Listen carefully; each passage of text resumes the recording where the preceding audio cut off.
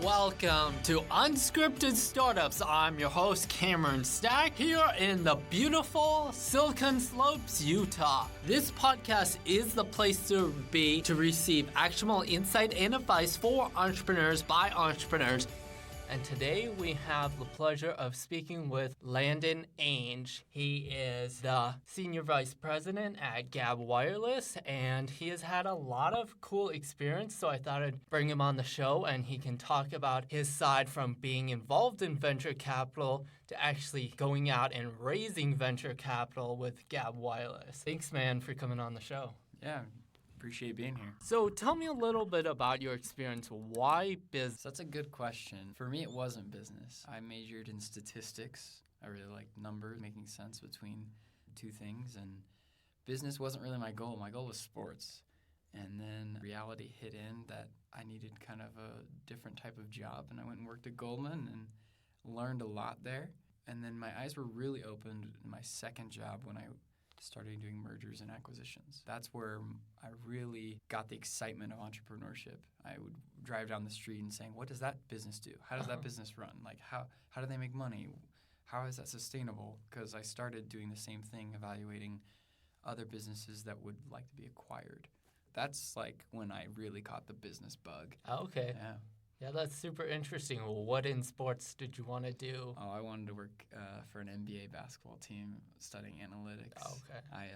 Basketball is definitely in my blood, and it's definitely something that I still play, I still watch. Used to even scout for some of the NBA teams. You definitely have to have a lot of drive to be in both. You have to be committed beyond all else to be involved in both industries and stay at the top. I learned a lot of key lessons from sports and just like being coachable, being competitive, and enjoying that competitive atmosphere. In sports, you actually learn to really love when you're in a game that's really close and you're not sure if you're going to take the win or not. The same thing in business, right? You like that competitiveness. You have to learn and improve. People only see a certain aspect of sports, what happens in games, but really what you do behind closed doors is what differentiates you in those moments. I think it has a lot of parallels with business. Now, it's kind of like the people who think someone becomes an overnight success, but they don't see the 7, 9, 10, 15 years that they've been practicing or uploading videos or whatever they're doing.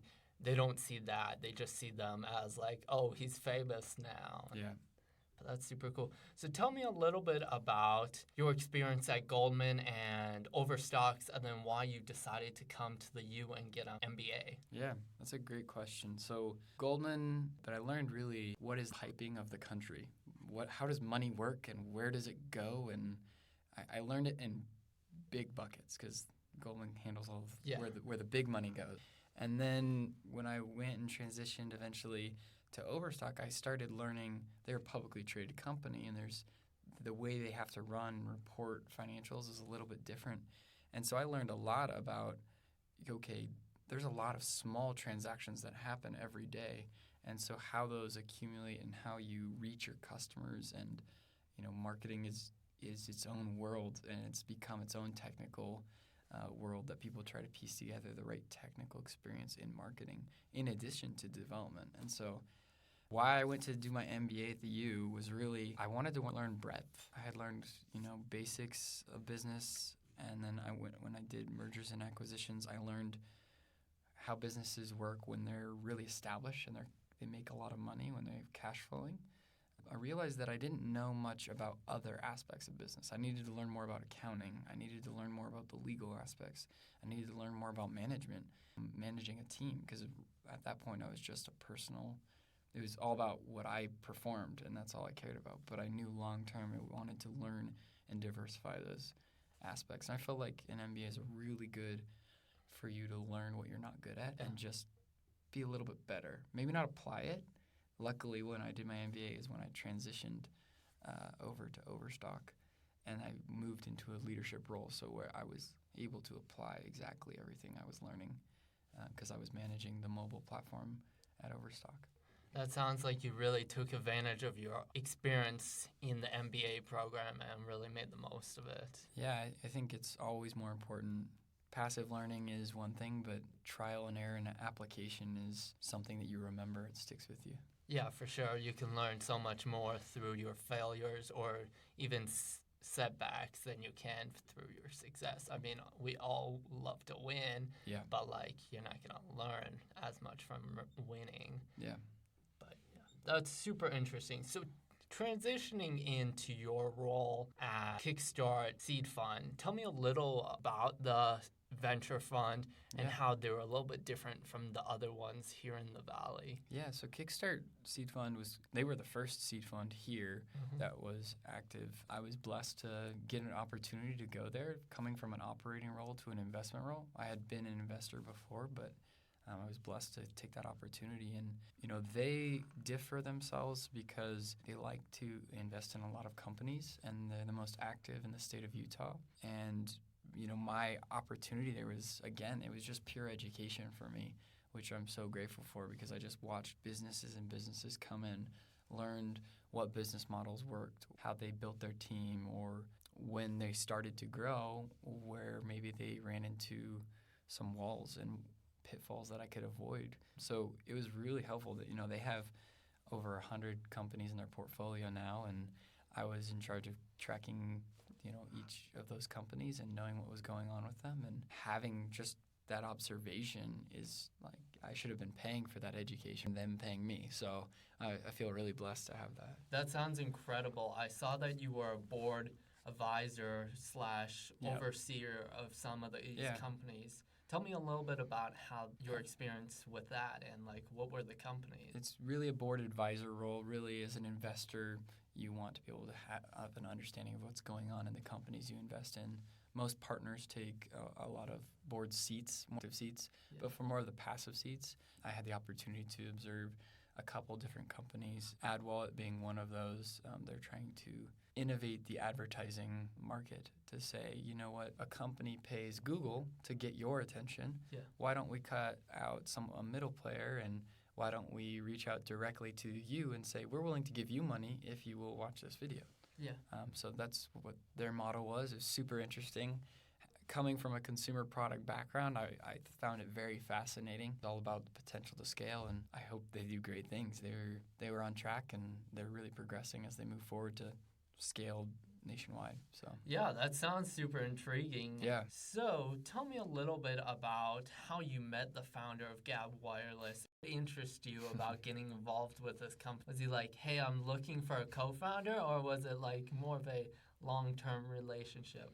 So it was unique, I'll say that. It actually came through a mutual introduction, and it was just a mutual introduction because I knew venture capital, and it was probably pretty clear that he needed to go down that route eventually. We were in a room, and there were a couple other people around us, and he started talking about his idea, and I started nodding along, mostly because, I look 17, so I interact a lot with teenagers because of just getting involved in the community and stay close to, kids. I think they generally need help and support. It's not just on the parents. It's about, as a community, we got to help raise the right type of kids. And so because I was so close to kids, I knew this problem really well, that, technology is a great thing. It's a great tool. But when we introduce it too early, it can have some pretty serious negative impacts. And so I was in the room listening to Steven talk about this, like nodding along, like, yes, I know. Also with my consumer product mind focus, I'm like, yes, you can sell this. This is good marketing. You can do it as long as you get the right model. And he kept looking at me after. He was like, who are you? Because, like I said earlier, he's like, you look so young, but, you're nodding along. Everything you said is what, I kind of need to figure out. And I was like, well, I'm happy to help. I'm definitely not going to join your company, but I'll help you kind of talk through some things. And slowly started the relationship where one step led to another, and started helping talk through the business, started helping build a pitch deck, started talking about crowdfunding. We did Indiegogo. Okay, how much did you raise? So we went for a goal initially for $50,000. We raised that in 4 days, and we ended up raising about $121,000. That's incredible. Yeah, so that's kind of how we made it work, and our version of bootstrapping was to do that. we eventually just kind of kept that date going on forever until we were like, let's work together. Let's get this going. We have different strengths. Steven's so focused on the product and making it exactly safe for exactly what parents and kids need. And I was so focused on like, well, this is how you got to get it in front of people, and this is where you get their attention and how to make that work. So it was a good tandem of what our mission is at Gabb, right? We want to protect kids from, early exposure to things that they shouldn't have exposure to. We want to connect families. But third is really, we want to encourage a life outside the screen. Like, how do we help kids go live life and go explore, make mistakes, do these things that really are so pivotal in child development? When we look at what works and what helps with children, it really is experiencing these things. And trial by error is what's doing it, rather than watching other people do it. Go do it yourself. Let's maintain childhood just a little bit longer. We're always going to be told, no, it's not okay to make mistakes in our life. And as adults, we kind of do that. We try to avoid mistakes. As a kid, you want to encourage that as much as possible. Recently was reading, and Pablo Picasso said, every child is born an artist. The challenge is trying to maintain that throughout their life, and it's because they're told that they're not good enough to be an artist, or they're concerned what other people will think of what they do. And maintaining that life, like, it's okay to make mistakes and try new things, and that's what drew me to Gabb Wireless, right? Like, that mission, you can't help but be passionate. Yeah, kids, you can accomplish anything. Like, totally agree with that. I have been involved with social media and like that aspect, but I've also experienced the side of like not having your technology, and like we're at such a stage where everyone wants it right now. We have like Ubers, we have Lyfts, we have DoorDash, we have 1 and 2 day shipping. But what's going to happen when you don't have your phone? Is your whole life going to fall apart? Do 6 and 8 year olds really need an iPhone 8? It's definitely a lot of things to think about, is how you balance it and keep it in check. And not everyone is going to want to buy your phone, and not everyone's going to want to buy an iPhone. So it's just finding the right balance. But that's a great story. And I love how you're like, no, I'm not going to like get on your company, and then you just help them out. And then you're like, why not? Yeah, I mean, it's a funny story, right? With the beginnings, we were meeting in a Harmon's. Part of this process was, we had our second child, my daughter, Abby, and watching her come in this world, it was definitely hard at the time to go join a startup at that time. But it was also kind of a little bit of a motivating factor to say, these kids come in this world so amazing. How do we help them just a little bit? Yeah, definitely. So I want to switch gears and kind of talk about the more technical aspects of the company. So tell me a little bit about Gabb Wireless in technical terms, and how does your industry work? Because I know, like, you mentioned one of these phones is a Samsung. Yep. So how do you get partnership agreements with these big companies to let you, just go over what you can talk about on record? That's a great question. Telecom is something that most people don't understand. Right, we told people we were launching a phone because they didn't understand we were launching a network. Okay. And when we say, we're the first ever cell phone network dedicated to kids and safety. And so with that, we're providing a wireless service. And on that service, we're providing age-appropriate devices, so devices that are more appropriate for kids. We're not against technology. We're not against social media. And so we're just providing parents more options that they can choose, because there's just not enough out there. And in a more technical term, our business model, it's called an MVNO, a mobile virtual network operator. You've heard of other ones, so that may sound technical, but you've heard of other ones like Cricket, or Straight Talk, Metro PCS. These are people. There's even one called Great Call. They created a flip phone for old people with big buttons. I think I remember that one.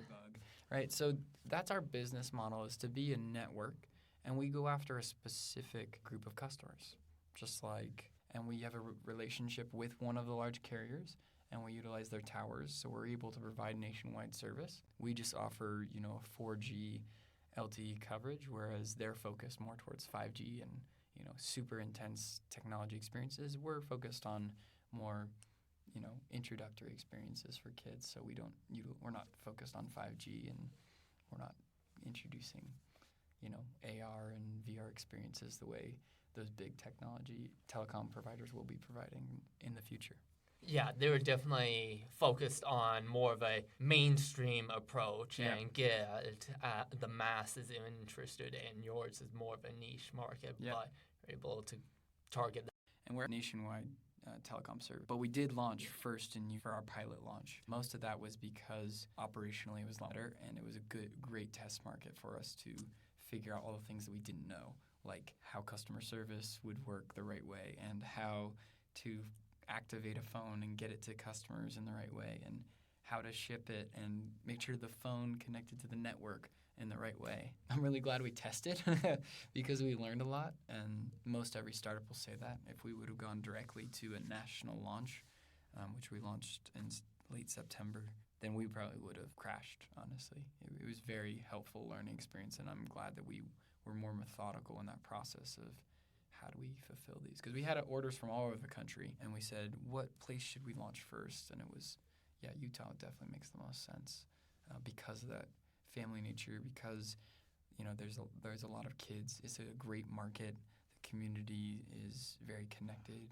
And you have those companies like the companies you mentioned, right? Owlet does a great job of protecting children from, honestly, what mothers' biggest fears are, which is, what if something happens while I'm sleeping, right? Like that's a big fear. So I agree totally with you. Utah is a fantastic market, and we will grow. But I do, we have way more customers outside of this state than we do inside of the state. That's intriguing. Yeah. Who tends to buy these things? Is it first-time parents or people with a lot of children? It's a great question. So a lot of different types of people that buy them. I'll go through the main three. The first is kind of a parent that gave their kid a smartphone too early, and they're learning their lesson with their second child, and so they're getting them a Gabb phone as a way to introduce it. And that's what I think is super helpful. Our phones don't have App Store, they don't have browser, there's no parental controls required. So it's just an easy way for a parent to say, okay, here's a phone, but I'm not worried about anything you do on it because it's safe. And so that's kind of the first demographic that goes. And the second is, honestly, there's a huge population of single-parent households and divorced parents that they actually get their kids' phones a lot earlier because they need to communicate directly with their child, whether they're a divorced family that's separated and they need to communicate with their child when they're at their ex-husband's or ex-wife's place, or whether it's a single mother working and she wants her child to be able to walk home from school. And we provide those solutions so that parents can feel comfortable with their kids without giving them a full-fledged supercomputer that we call a phone these days, and entertainment aspects consume them. Yeah, I mean, if we look at how far we've came, the power in a basic iPhone is more powerful than the supercomputers they use to launch the space shuttle. It's amazing, but also terrifying, and parents are trying to be cool. They want to help their kids, but they also want them to be safe, and it's almost impossible to keep up with every new app that's coming out that connects them to people that hopefully they know, sometimes people they don't, and so in talking to parents, they just want to know, I just need help, and there are not very many places that are there to offer it, and so that's where we're trying to be.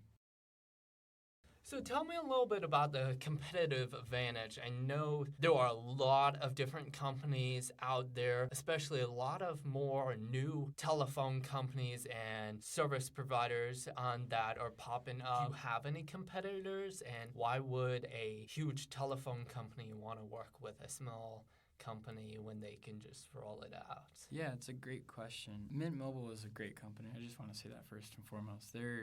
They've transformed the telecom industry. Well, they've taken advantage of an industry that's really big and established, but they took it from a different approach. They went direct to consumer, which is similar to our model. And so we really look to Mint, and they're someone that we try to emulate, honestly. There's lots of MVNOs, but they're going after that same customer. Most MVNOs go after, you get the same service for a cheaper price. And that's what they do, and that's what most MVNOs go after. And then you've got the big four, which soon to be the big three.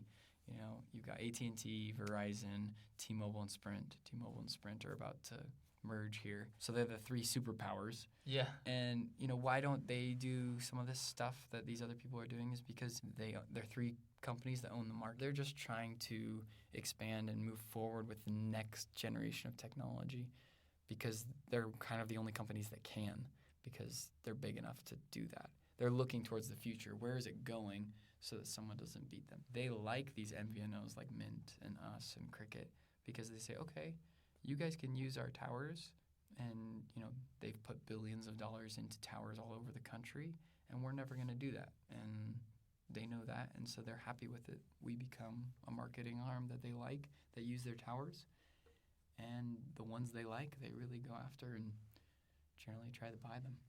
Okay. So Cricket got bought, Metro PCS got bought. They really like these companies, and from a competitive landscape, people have tried to introduce kiddie phones, but kids don't like kiddie phones. Yeah. They don't like a phone that looks like a ladybug.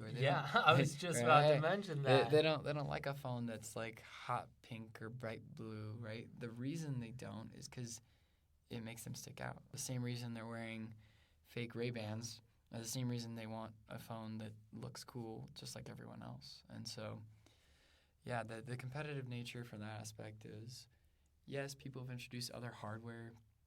There's a bunch of apps that try to do it. In talking to parents, these apps just aren't filling the need because you're buying a really expensive phone and then trying to use an app to monitor kids, or you try to set settings in the phone with customization to try and limit your kid. But, you know, parents are still feeling that pressure whether it's paying extra money and having to, you know, a part-time job of watching what your kid's doing on their phone, or whether it's the parent is the one being the bad guy because they control the settings. And if the kid knows that a parent has control to change something, they're going to go after the parent.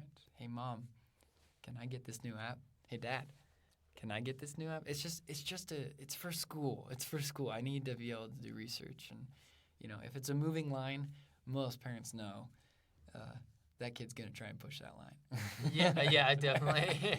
And so parents are just coming to us saying, you know, this isn't meeting our needs. We need something. And so we're responding saying, we will give you more options. We have our first phone live, and we're launching our second phone in November. And we're really excited to offer it because it provides kind of level 2 type phone. We've introduced our level 1 phone. That's amazing. I see you brought 2 of your phones. I would love you to walk through some of the features of them. I wish you guys could see it. Yeah, they're great. They look fantastic, let me just tell you. So first, we've got our Gabb basic phone. We sell this phone for $99. It's very affordable, which parents love. And, you know, we sell it online at gabbwireless.com, and it's a month-to-month. There's no contract that people are tied into, so they buy the phone. They pay $19.99 a month, a very reasonable price, and it's unlimited talk and text for their kid. Introduce it when they want, and when they're ready, maybe they level up to the next tier device that we have, or maybe they hold this phone all the way until they're ready for a full-fledged smartphone. Our second device, we actually haven't really released it yet, so I can't give away too many secrets, so I'll leave that one a little bit out there.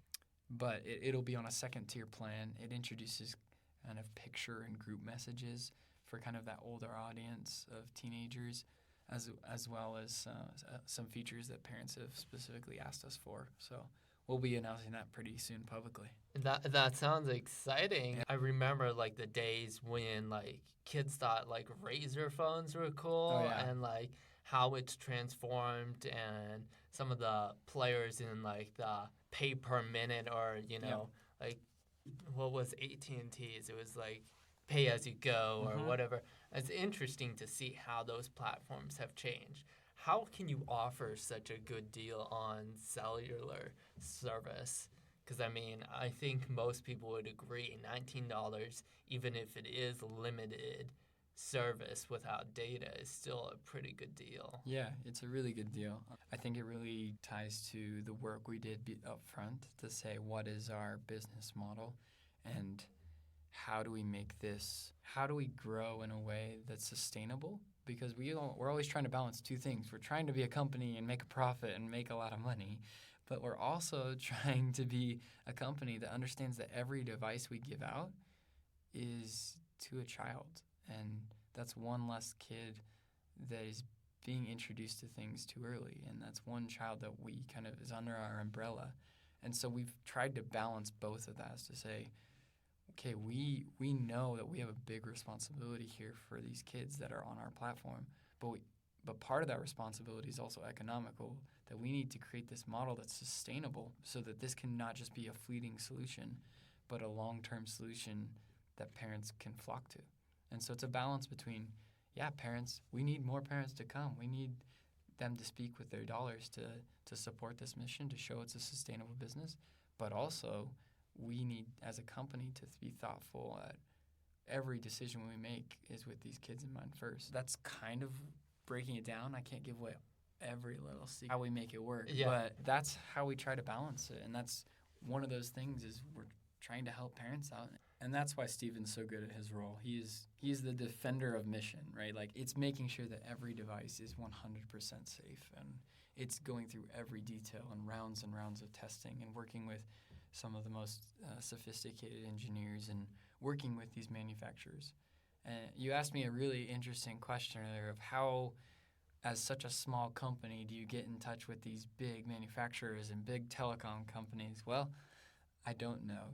Basically, Steven is really good at that. And part of it is, he's put a flag up at the top of a hill and said, this is our mission, and we want to change the way this world sees it. And there's been great companies. ZTE is one foremost that's been really supportive and has come to that call to say, we really want to help.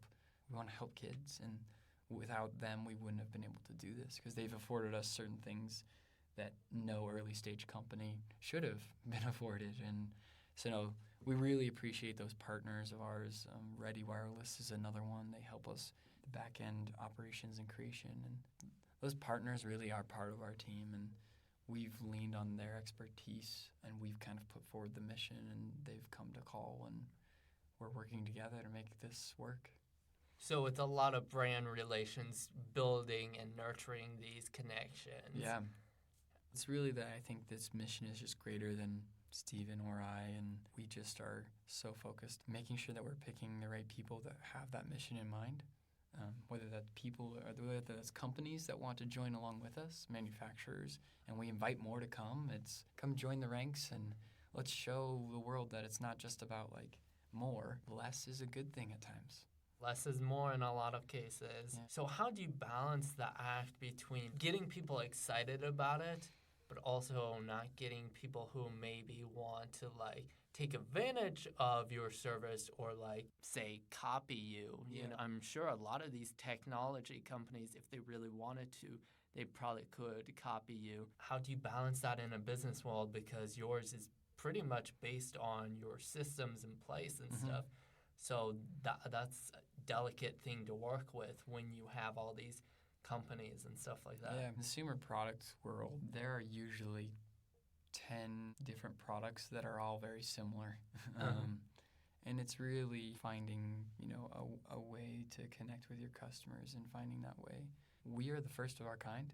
We're the first ever cell phone network for kids. So that's unique. Our devices are unique in what we offer. And we're going to be the first, and we're going to move quickly, and we're going to try and connect with parents in a way that, normal companies don't really connect with them. They really are the carriers of this mission.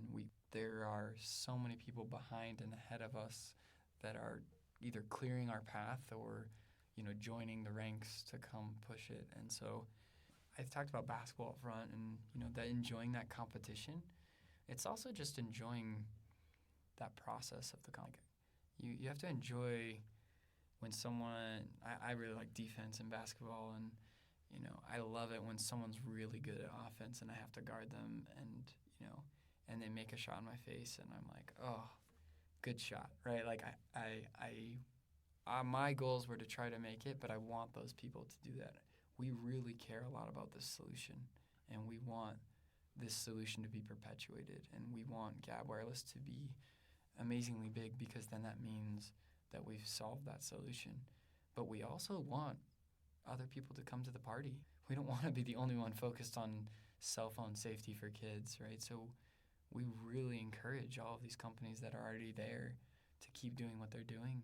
And we encourage companies that are interested in it to come talk to us. And this is more than just Gabb Wireless. This is the next generation. I love the outlook, and I don't think most companies, especially bigger tech companies, I don't think are over eager for people to come up and start, stealing their lunch. Yeah. But yeah, that's super interesting, and it comes at a time where everyone's worried about like the big IPOs, and is it even worth starting a business if Facebook can just crush you in a year? And like all these topics have been floating around, like WeWork and stuff that has been happening there, is that any company is and can fail. And like that, when we get to a point that like companies like can do no wrong, then that's a point that we really need to reconsider what we're doing and stuff like that. I know there's a lot of different things that have been happening, and I've been thinking about it a lot, and it's definitely an interesting topic. That's one of the things that I find most helpful from my venture capital experience, is really digging through. It's like, okay, how do I differentiate our company, and how do we think about that? And also, you really have to think about what's our goals, what are our company goals, and you need to understand that roadmap of where you're trying to get to. I think that oftentimes early stage founders think, oh, well, a venture capitalist will help me figure out my goals. Well, no, that shouldn't be the answer. The answer you should have your goal, and you're asking for resources, which in this case, often with venture capital, it's either knowledge or money or both, to help you accomplish that goal. And you already know most of the time what you're doing. A lot of the times you pivot, you change, you have to adjust strategy with what the market does, but you should know what you're trying to accomplish a lot of times. And so, I agree with you. There's a lot of skepticism on a lot of business once they get certain sizes. That's why I think, going back to mergers and acquisitions, I think acquisitions are a huge piece of helping big companies maintain their position. But it's also a great opportunity for small companies, for startups, to build their own expertise and be acquired. And if it's the right acquisition, then they will put more resources behind it to make that company even bigger than it ever could have been on its own. And so I really like that cycle of, I go forward in big money and Goldman, mergers and acquisitions, consumer products, and then to venture capital.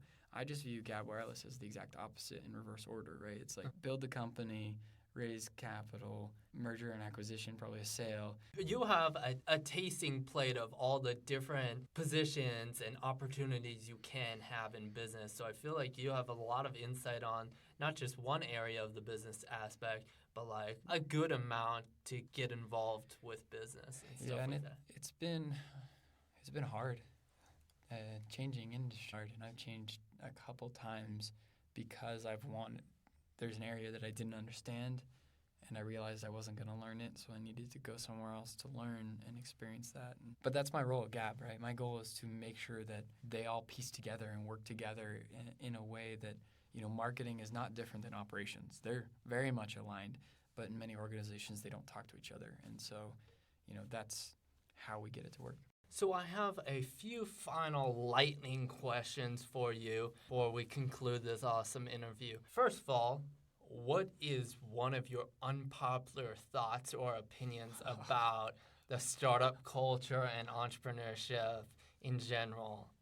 That's a good question. What are my unpopular thoughts about startups? I think it's too hard for many entrepreneurs to get into the venture capital doors. I wish there was a greater relationship with venture capitalists and startups at an early stage to provide maybe a little more coaching so that more companies could be created and not make the pitfall mistakes that most entrepreneurs make. A lot of entrepreneurs aren't even getting in the door, and they've made mistakes because they can't get in those doors.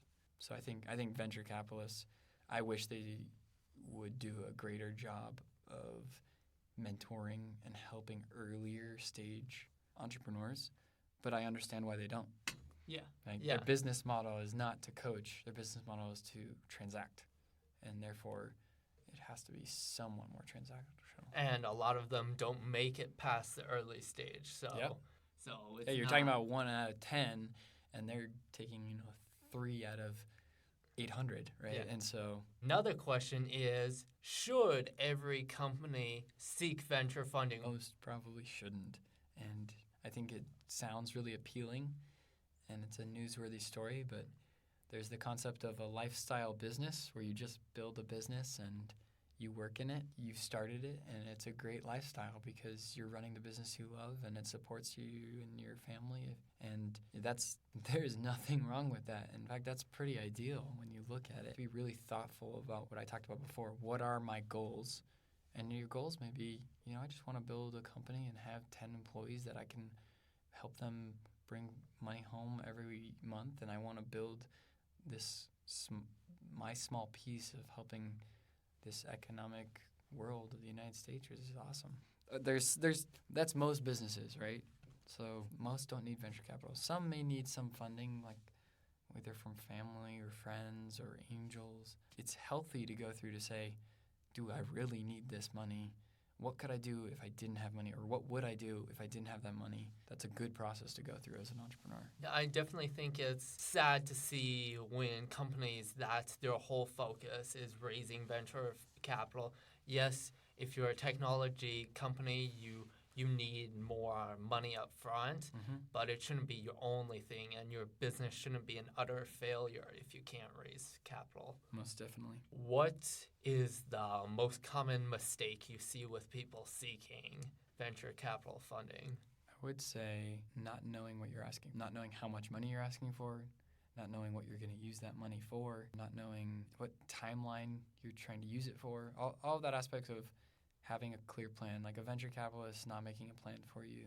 It's coming to them with your plan, and you want them to say, here's my vision, here's my roadmap, this is how I'm going to do it. I even have the people, or maybe I'm going to go get the people that are going to help me execute it, and this is who I need.